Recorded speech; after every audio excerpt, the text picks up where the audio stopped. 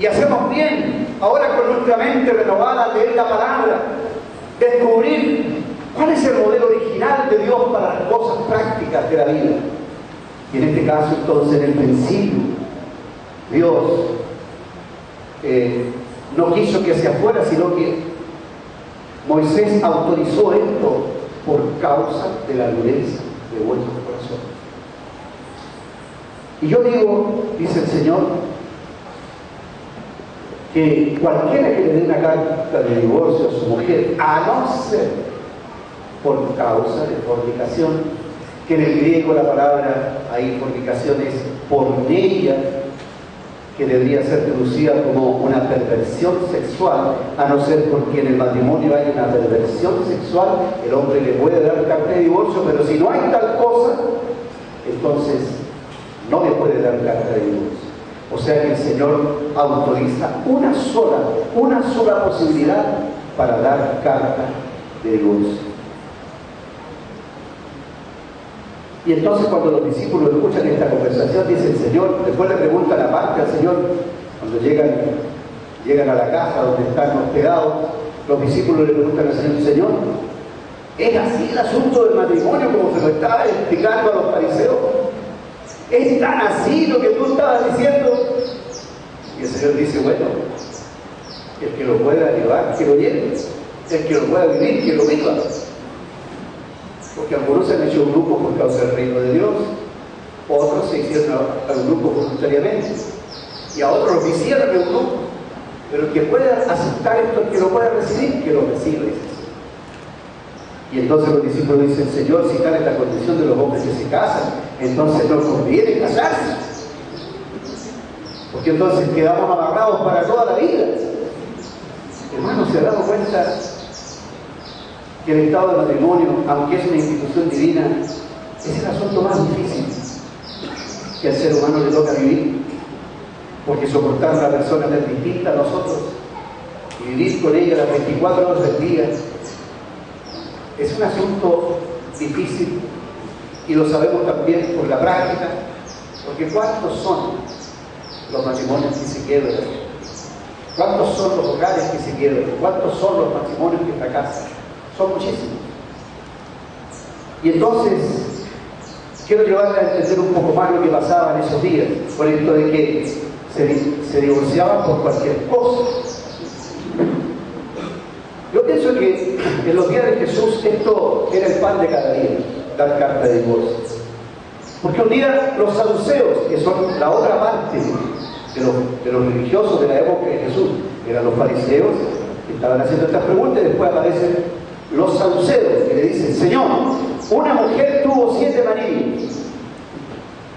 Cuando estemos en el reino, ¿cuál de esos 7 maridos va a ser el marido de esa mujer? Sabemos que el Señor respondió sabiamente que allá en el reino no nos presentaremos como marido y mujer, ni como tíos, ni como sobrinos, ni como abuelos, sino que nos vamos a presentar como hijos solamente. Porque allá seremos como los ángeles, que los ángeles no se dan el casamiento, ni se reproducen biológicamente, sino que cada ángel fue creado, cada uno en particular. Los ángeles no fueron creados por un papá y una mamá, sino que Dios hizo a cada uno en particular, y nosotros como hijos seremos como ellos. Gloria al Señor.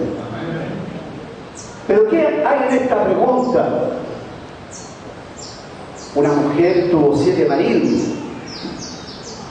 A mí cuando yo leí esa palabra me parecía que era una exageración, que era una hipérbole, que era una pregunta así como de la pura imaginación caída, porque no concebía que una mujer pudiera tener 7 maridos.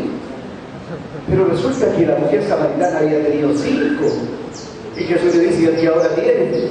No es tu marido, o sea que ya tenía 6. Entonces no era una simple imaginación, era la vida cotidiana en los días de Jesús. Habían 2 escuelas teológicas representadas por 2 maestros, por 2 grandes rabinos.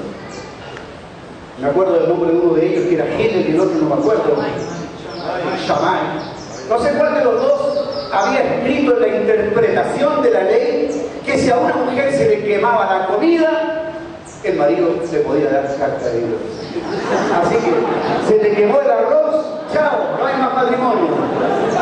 Se ahumaron los frijoles, ya no hay más casamiento. Por cualquier cosa había separación. No existía la conciencia de lo que Dios originalmente había diseñado, de lo que Dios originalmente quiere producir en el ser humano, el sentido de la unidad. Pero el hombre priva como una marca del pecado, como un estigma del pecado, de la separación, separarse. ¿Y qué ha sido la historia de la iglesia en todos estos años, hermano? Sino una constante división, una constante separación. Y de la misma manera como los días de Jesús, el hombre y la mujer se separaban livianamente, así también hoy día, y a través de la historia del cristianismo, los cristianos también han mostrado libertad en no comprender lo que Dios quiere, lo que es su perfecta voluntad, que nosotros vivamos en ella. Quiero decir que las palabras de Jesús, la respuesta de Jesús a los fariseos, es una respuesta en el marco de la ley. Jesús está siendo interrogado con un asunto legal, una carta de divorcio, un documento jurídico, un papel notarial que puede anular el matrimonio. Y el Señor dice, bueno, puede haber un acta jurídica que anule el matrimonio. El Señor está respondiendo en términos jurídicos, pero el Señor no dijo nada con respecto a la otra alternativa que nos muestra el Evangelio, Colosio Evangelio, en donde podemos ver que existe una alternativa cuando alguien nos da una cachetada en la cara. ¿Cuál sería la reacción? Cuando alguien nos ofende, cuando alguien nos hiere, cuando alguien nos hace daño, cuando alguien hace mal contra nosotros, ¿cuál sería la reacción? ¿Cuál sería la reacción de parte de la gracia? Porque el Señor está respondiendo de acuerdo a la ley. ¿Qué es lo que la ley está diciendo? Pero ¿cuál sería la alternativa de la gracia? Quiero contarles que allá en Chile los católicos y los anglicanos hacen encuentros matrimoniales. No sé si aquí en Colombia también lo harán. Pero ellos buscan en las fábricas, en las empresas, en los bancos, en las oficinas, matrimonios que necesitan una charla matrimonial. Y los llevan a un lugar así como este. Y les comparten acerca del matrimonio. Y a través de muchas sugerencias, de las cuales también se valen de la psicología para tratar los temas matrimoniales, le piden a los hombres y a las mujeres que escriban una carta, donde en esa carta se dicen todo lo que no se pudieron decir nunca cara a cara. Porque la incomunicación, la separación es tan grande, el dolor que hay en el hombre y en la mujer que está separado a causa de los pecados, de la infidelidad, del maltrato y de muchas cosas, es tan grande que se pierde la comunicación al extremo de que ya se cansaron de decir lo que pensaban el uno del otro, y entonces queda la alternativa psicológica de decir algo por escrito, y entonces el hombre y la mujer abren su corazón. Y tenemos el testimonio de un hermano que estaba haciendo esto, y estaba escribiéndole a su mujer muchas cosas, pero él tenía la conciencia de que él le había fallado, y en esa carta le dio todo su arrepentimiento.